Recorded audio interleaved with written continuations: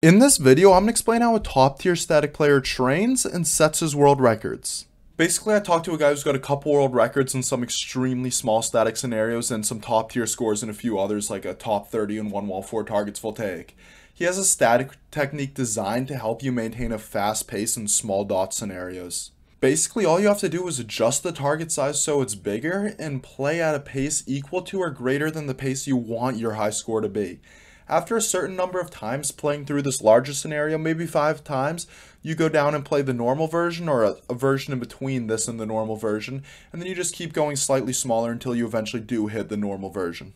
This is useful because you're teaching yourself to pace the scenario the way you want to, or even challenging yourself and going faster.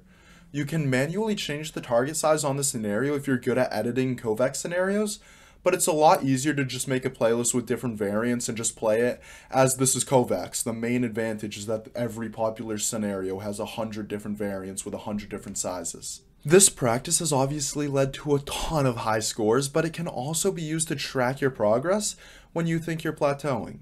People can improve, but not enough to high score because they aren't improving enough to hit another dot.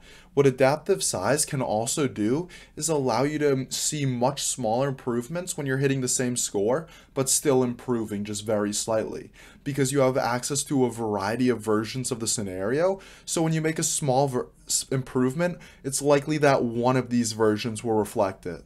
If you spend 3 weeks trying to get from 119 to 120 in 1-wall 4 targets full take, it might feel like you're not improving at all, but in reality you're just improving very slowly, so trying a 30% larger version will actually reflect this, and it'll make you feel a lot better about your aim training. In our discussions, one of the best static players in the world said my channel was great.